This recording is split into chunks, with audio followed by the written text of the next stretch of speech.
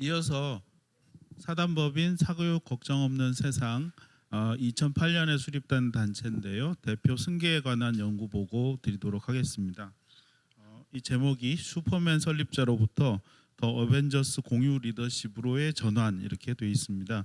아무래도 송인수 대표님을 비롯한 설립 초기의 두 분의 리더십은 슈퍼맨처럼 보이고 이후에 승계된 상태는 그 슈퍼맨을 내보내지 않고 포함해서 새로 영입된 분들이 공동대표를 맡으시면서 여러 명의 이 어벤져스가 있는 것처럼 보이기 때문에 그렇게 정했던 것 같습니다.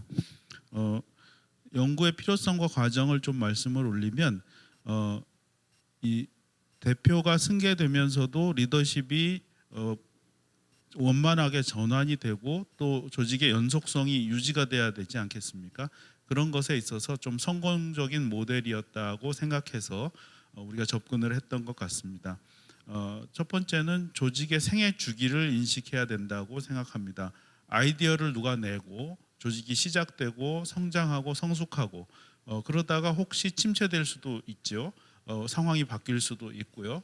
그럴 때 어떻게 재활성화하는가 하는 이런 생애 주기와 단계가 있는데 그때마다 리더십에 필요한 타입이 달라지고 적절히 전환돼야 된다 하는 사고를 가지고 있는 것입니다.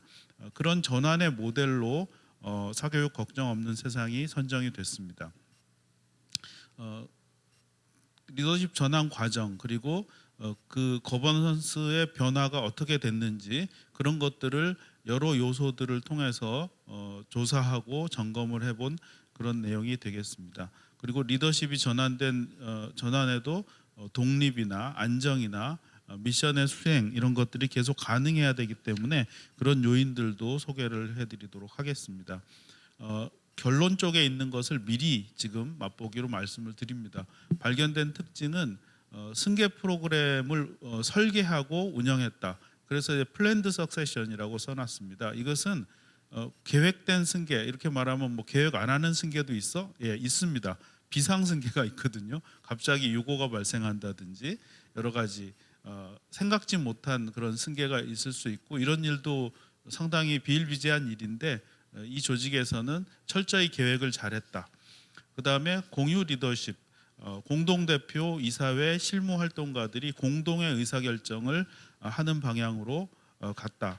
그리고 정책 거버넌스, 어떤 사람이 기분에 따라 결정하는 것이 아니라 매뉴얼과 시스템, 정책을 정해놓고 그것이 거버넌스의 상당한 부분을 차지하도록 했다. 그리고 높은 도덕의식, 이것은 뭐 뭘 해도 중요한 기반이 될 텐데 특별히 사교육 걱정 없는 세상은 이 도덕성을 높이 치는 그런 설립자와 또 후견인들이 계셨다. 그리고 설립자 증후군, 요거에 이제 굉장히 착하고 능력 있고 정말 슈퍼맨이라고 불릴 분들에게서 나타나는 현상들인데 이 설립자 증후군을 해소하기 위한 그런 노력도 있었다 하는 것입니다. 역시 결론 쪽에 있는 것을 미리 맛보기로 말씀을 드립니다. 아까 서두에 말씀드린 대로 조직 생애 주기에 따라서 성장 성숙 단계를 봐야 되는데 이 조직에 대해서는 성숙 단계로 우리가 판단을 했습니다. 그래서 판단력, 커뮤니케이션, 위임, 정책 거버넌스 리더십 이런 것들이 중요하다고 보았습니다. 그 다음에 이사회와 경영진이 협력적 거버넌스를 하고 있다. 그리고 계속 해야 된다 하는 것이고요. 그 다음에 새로운 공동대표의 자율성을 제고해야 된다. 이 설립자나 이사회, 슈퍼맨이었던 전직 그 설립자 겸 상임이사의 의존도를 조금 줄이면서 새로운 공동대표들이 일할 수 있어야 된다. 높은 도덕의식은 그대로 유지해야 된다.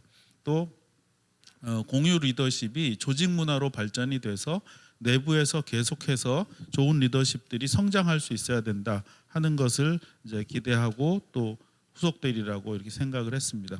선후 리더십의 이행을 보시면 송인수 대표는 정말 탁월한 그리고 집요한 승부사 기질이 있습니다. 그리고 윤지 대표께서는 균형 감각이 있고 굉장히 배면 부드러우면서도 끈질긴 리더라고 합니다.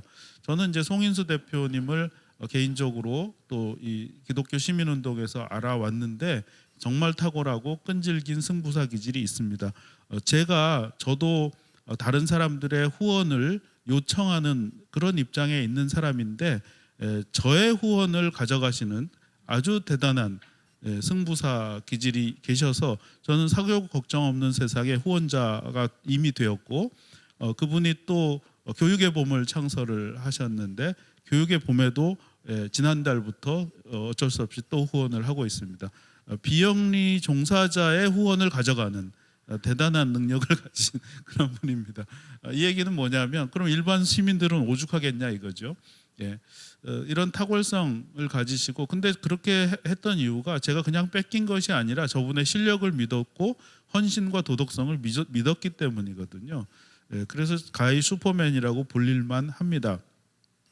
1세대 리더십 두 분의 특징은 카리스마와 가장 강한 어떤 추진력, 기업가적인 그런 특성이 있었고 2세대 리더십의 정지현 대표님은 커뮤니케이션 역량이 대범하고 따뜻하고 지혜롭다 이런 평가를 가지고 있고 홍민정 공동대표는 교육학과 또 변호사이면서 교육학을 전공하신 분으로서 정책 브레인으로 이렇게 역할을 하고 자리매김을 하고 계신 것 같습니다. 이 두 분의 또 결합된 그런 리더십이 1세대 리더십과 거기에 공감 그리고 또 세대는 또 한 단계 더 젊은 그런 리더십으로 이렇게 전환이 된 것으로 생각이 됩니다. 승계 이후의 핵심 가치와 이런 것들을 내부에서 의논을 해서 이런 탁월함, 학생 중심, 비정파성, 팀워크, 제도와 의식의 그런 변화 이런 것들을 설정했던 것 같습니다. 조사의 진행 과정은 2000년 10월부터 이듬해 1월까지 이루어졌는데 여러 사전 준비와 함께 수집한 자료들을 보시면 언론 보도 등을 이제 사교육 걱정 없는 세상이 보도된 언론들을 검색을 했고 그다음에 인터뷰를 진행을 했습니다. 실무자와 전임 대표, 후임 대표 인터뷰를 진행을 했고 함께하는 이사님들의 설문을 또 진행을 했고 그다음에 내부적으로 가지고 있는 승계 논의 자료들 이런 것들을 이렇게 양해를 구해서 얻었습니다. 뭐 한마디로 말하자면 앞조사, 뒷조사, 뭐 깊은 조사 이런 것들을 다 했고 조직에서는 흔쾌히 그런 것을 오픈해 주신 걸로 생각이 됩니다. 그래서 대면 인터뷰 자료, 서면 자료, 언론 보도 자료, 온라인 선문 자료 이런 것들을 가지고 여러 그 방법을 통해서 분석을 해냈다고 말씀드릴 수가 있겠습니다. 연임한 이사님들에 대한 설문에는 이사회 역할, 대표 역할, 또 장애 요인이 무엇이었는가, 또 어떻게 조정했는가, 이사회 평가 그리고 종합 이런 것들을 여쭈어 봤습니다. 리더십 승계 과정에서 다루는 주제는 거버넌스 모델의 변화, 그러니까 사람만 바뀌는 것이 아니라 역할의 모델 자체가 바뀌기 때문에 이런 것이 검토될 수밖에 없고요. 그러면 그것에 따라서 리더십에 어떤 요건이 필요한가 이런 것이 거론될 수 있고 그다음에 전임자와 후임자의 그 승계에 있어서 어떤 것을 분리하고 어떤 것을 연속성을 유지할 것인가 그렇게 할 때 장애 요인이 뭐고 그 장애 요인 어떻게 뛰어넘을 것인가 그다음에 최종 조정에 어떤 요소를 더해서 조정을 해낼 것인가 이런 것들이 의논이 되었습니다. 5단계 그 탐 아담스가 이야기한 대표 승계 계획 수립의 5단계가 있는데 계획위원회를 설립하고 기준을 설정하고 일정을 설정하고 또 이사회 논의를 하고 그다음에 승계 계획을 확정하고 전파하는 이런 작업들 이 단계를 제시를 하고 있습니다. 이렇게 수집된 기초 자료를 중심으로 코딩 작업이 이루어졌는데 예컨대 기초 자료에 은퇴하시는 것이 아니고 또 두 사람만의 책임이 아니고 이렇게 되면 이건 협력적 거버넌스를 얘기하는 거구나 이런 식으로 그 키워드들을 뽑아서 1차 코딩 또 2차 코딩 이렇게 거쳐서 최종적으로 범주화가 이루어지게 되었습니다. 5가지 특징이 나타났는데 승계 프로그램에서는 비전위원회 또 10년 플랜 TF, 가치체계 TF 이런 것들을 가동을 하면서 이 조직 구성원들이 그 조직의 비전과 그다음에 앞으로 10년 동안 할 일과 또 가치의 우선순위를 포함한 체계 이런 것들을 개발하고 공유하는 그런 순서를 가졌고요. 또 공유 리더십은 상보적인 복수 리더십으로 아까 두 분의 그런 성품과 또 백그라운드를 말씀을 드렸는데 어떻게 그 상보적으로 만들 것인가, 그다음에 이사회와 실무 활동가들은 어떻게 견제와 균형을 추구할 것인가 이런 것들을 이제 나열을 해놨습니다. 상세한 것은 같이 읽어보시면서 좀 시간을 아끼도록 그렇게 하겠습니다. 정책 거버넌스는 매뉴얼과 시스템 운영을 중심으로 갑니다. 이것은 사실 그 슈퍼맨의 능력을 벗어나는 또 그 설립자 신드롬을 벗어나기 위해서는 굉장히 필수적인, 그리고 또 운영하는 분들이나 후원자나 또 이해관계인들도 이런 것을 공지되어 있어야 제대로 이렇게 참여할 수 있다고 생각할 수 있겠는데, 조직이 도달해야 되는 목적이 무엇이며 집행에 대해서 어떤 제한 사항이 있으며 또 거버넌스 자체 과정은 어떻게 이행할 것이며 이사회와 실무진이 어떻게 연결될 것인가 이런 것들을 정책 거버넌스로 작성을 하고 있습니다. 또 최고 의사결정자의 높은 윤리의식은 이거는 내용은 작은 것 같은데요. 한국 사회에서는 이게 거의 생명이다시피 합니다. 어떤 조직이 도덕적으로 문제가 있다고 소문나면 아무리 모양이 좋아도 유지가 안 될 수가 있거든요.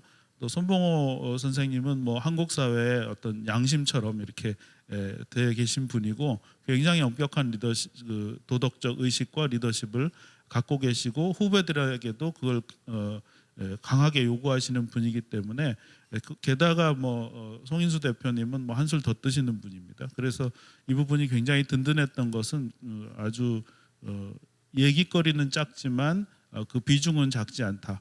그다음에 설립자 증후군을 해소하기 위해서는 적극적인 의사소통과 리더십 공유가 이제 필요했다 하는 것입니다. 사실 슈퍼맨들이 의사소통을 안 하려는 경향이 생길 수가 있습니다. 왜냐하면 자기 머리에서 모든 게 다 돌아가고 있거든요.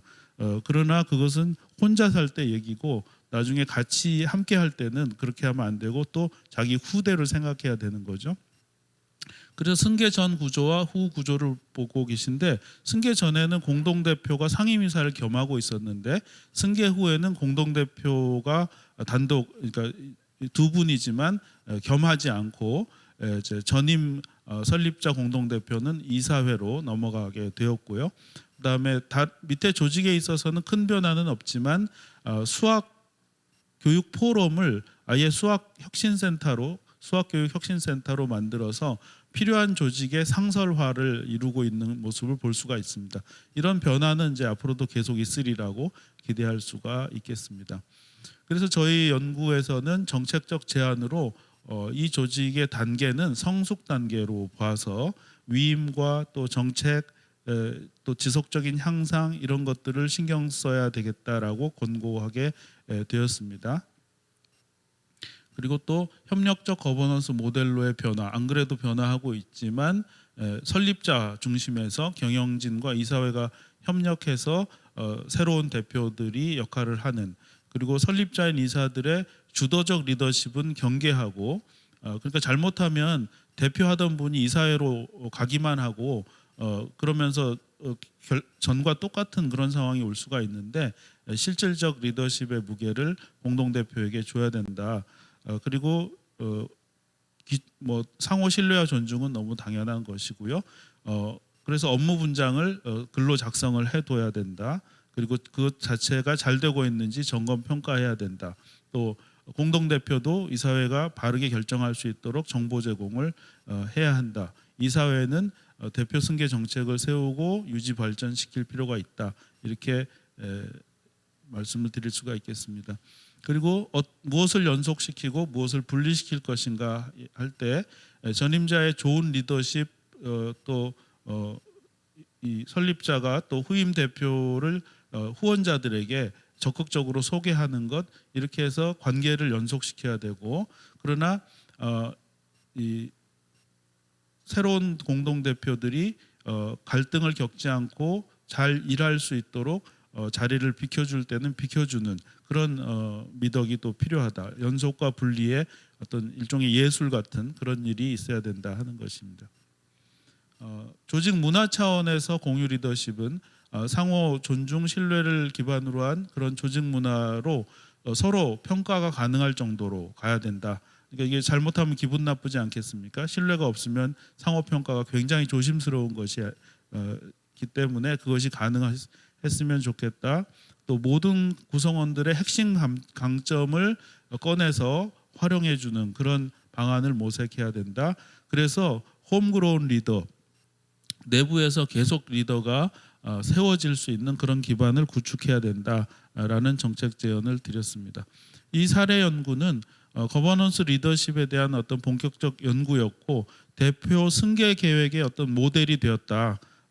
조직의 건강성, 미션을 리뉴얼하면서도 후속 세대로 잘 갈 수 있는 그런 모델이 되었다는 의미가 있고, 연구의 한계는 질적 연구만을 했기 때문에 어떤 양적으로 어떤 변화와 성과 차이가 있었는지 연구되지 않은 것, 그다음에 내부 인사만을 대상으로 했기 때문에 외부 시각에 대해서 이것을 어떻게 보는지 또 성공 요인이 무엇인지 분석하는 부분은 들어있지 않아서 나중에 필요하다면 이런 작업을 할 수 있다라고 말씀드릴 수 있겠습니다.